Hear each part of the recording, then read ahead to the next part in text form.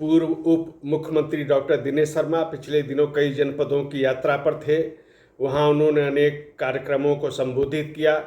उनके निशाने पर विपक्षी गठबंधन रहा। इसके अलावा उन्होंने केंद्र सरकार और उत्तर प्रदेश की सरकार की उपलब्धियों का भी उल्लेख किया।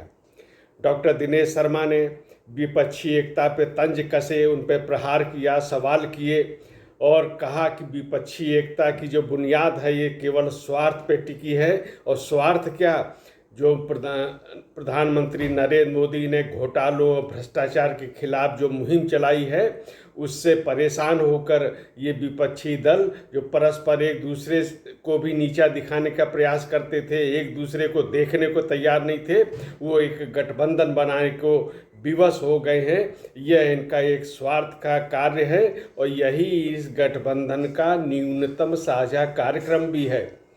उन्होंने कहा कि विपक्षी पार्टियां जो हैं ये गठबंधन बनाकर एक बहरूपिये की तरह सामने आई हैं जनता के सामने, लेकिन जनता इनको समझ गई है। ये जो गठबंधन है इमोरल है, डिसऑनेस्ट है और ये जो इन्होंने किया है इसके केवल नाम बदला है, रूप बदला है, लेकिन जनता इनकी असलियत को पहचान गई है और इनको पहले भी नकारा गया है पिछले 2 लोकसभा चुनाव में। और इस बार जो 24 का चुनाव हो रहा है फिर इनको जनता सबक सिखाएगी। उन्होंने कहा कि जो विपक्षी दल इस समय हंगामा कर रहे हैं, संसद में धरना दे रहे हैं, वह वस्तुतः 2024 में इनके घर बैठने का रिहर्सल है, क्योंकि जनता इनको नकारने वाली है, इनको घर बैठाने वाली है, इसलिए ये धरने का अभ्यास कर रहे हैं जिससे उनको 24 के बाद कोई कठिनाई ना हो। ये केवल गठबंधन इसी के लक्ष्य से किया गया है।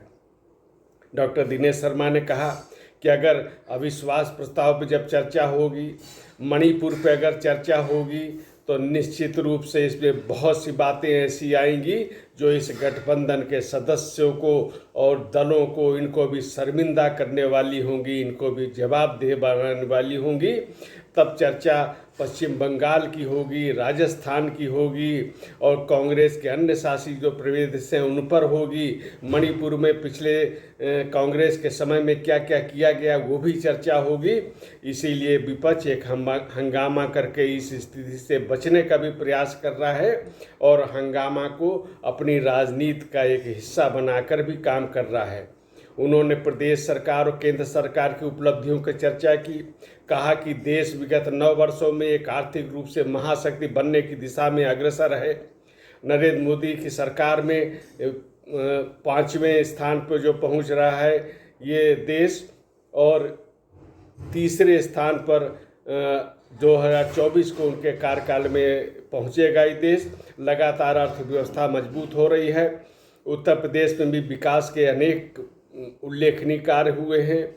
6 साल में अभूतपूर्व विकास हुआ है, अनेक क्षेत्रों में विकास हुआ, कानून व्यवस्था को मजबूत बनाया गया, इससे निवेश का माहौल बना है।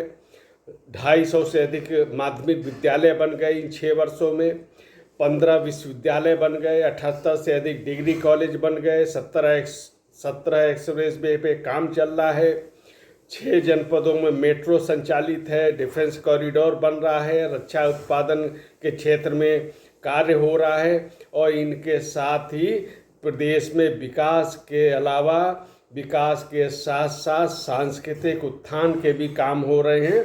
और विपक्ष को ये सब पता है कि इन स्थितियों में वो ना नरेंद्र मोदी के नेतृत्व का मिलकर भी मुकाबला नहीं कर सकता है। जनता का विश्वास नरेंद्र मोदी के साथ है और ये अविश्वास का इनका जो दांव है ये भी निष्फल होने वाला है। ये इनकी ही असलियत को जनता के सामने लाने का काम करेगा।